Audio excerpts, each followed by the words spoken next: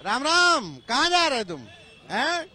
रुको रुको रुको तो बेटा रुको, तुम राम राम तो कर रहे। किनारे लगाओ तुम पहले, आओ यहीं लगाओ किनारे। ये बताओ, शिवपाल और अखिलेश के बीच में दोस्ती हो गई तो जाको कछु असर दिखाई पड़े?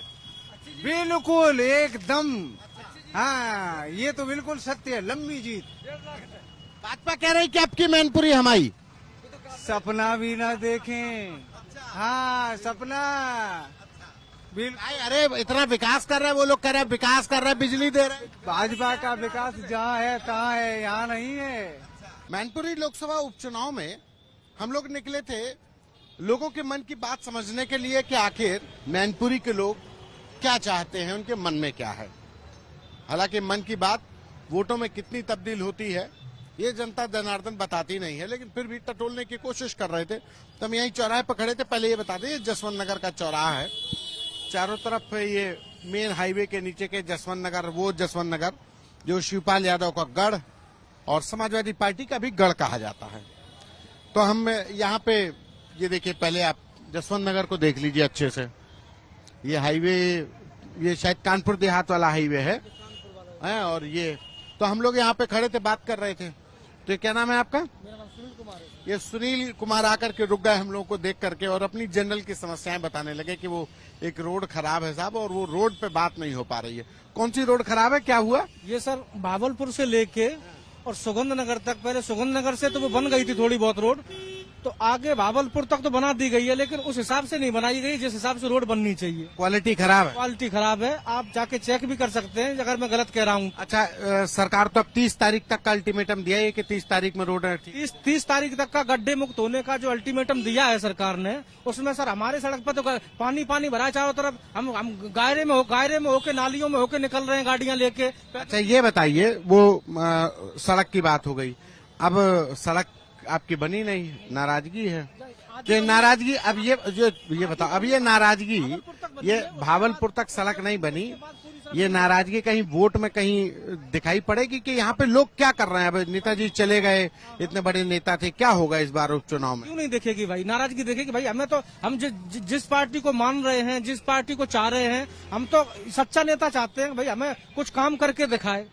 अभी मान के चलो जो ओवर ब्रिज वगैरह बने थे, उनमें जितनी मिट्टी जो ढुल के आई है वो सब ग्रामीण क्षेत्रों से आई है, और ग्रामीण क्षेत्रों से जो मिट्टी ढुल के उसमें डंपर चले हैं, डंपर सब ग्रामीण रोडों के होकर चले हैं, वो सारी रोडें बैठ चुकी थी। अब भगवान ने, मैं और कहीं तो नहीं देखा हूँ, मैं अपनी रोड की स्थिति बता सकता हूँ। अच्छा ये बताओ, यहाँ पे जो उपचुनाव हो रहा है, यहाँ पे ये शिवपाल यादव का गढ़ है और शिवपाल यादव अब तो अखिलेश यादव से हो गई है, मतलब दोस्ती टाइप की हो गई, अब पहले दूरी थी। इसका कुछ असर पड़ेगा इधर पे? असर तो इतना कुछ नहीं पड़ना है यहाँ पे, ऐसा नहीं है, ये समाजवादी का ही एरिया है। लेकिन आजकल लोग क्या है कि आजकल लोग काम देख रहे हैं भाई, उन्नति देखना चाहते हैं। वो भाजपा को ज्यादातर लाइक कर रहे हैं लोग बाग आज की तारीख में। अच्छा, भाजपा को ज्यादा लाइक कर रहे हैं क्योंकि भाई वो काम करके दिखा रहे हैं।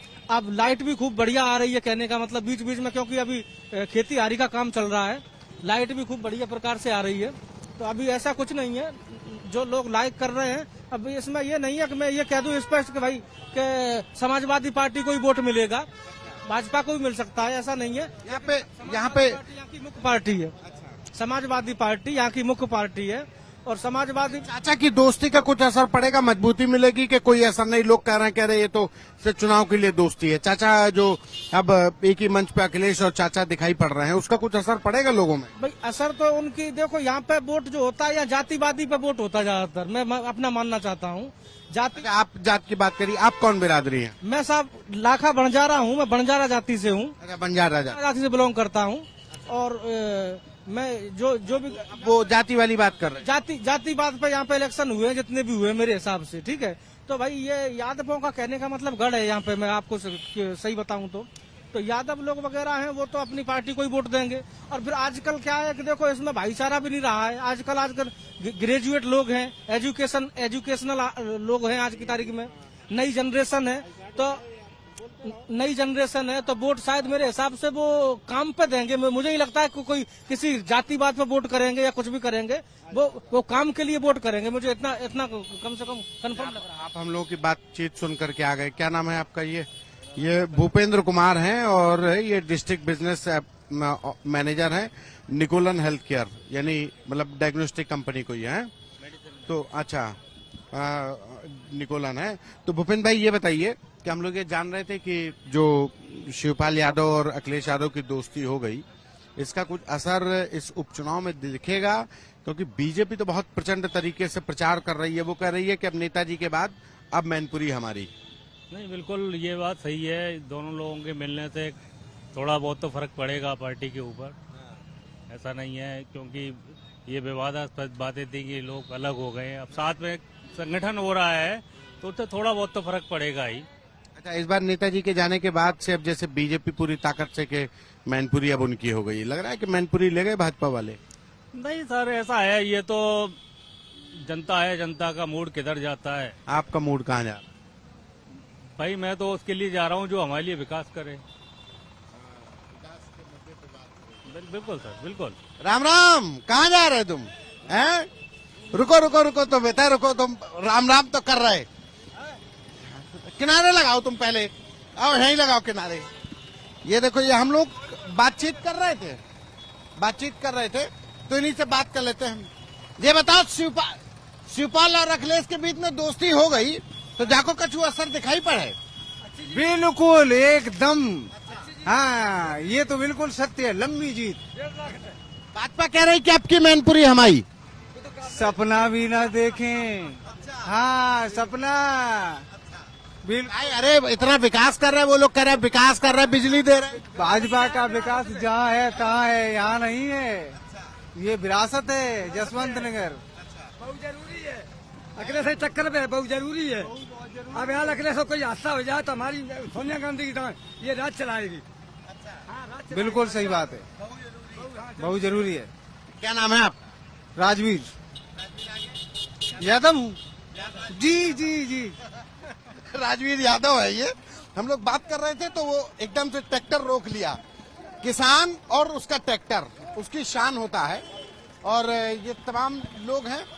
अच्छा, ये लोग मतलब उनके लिए किसान ही बहुत महत्वपूर्ण होती है।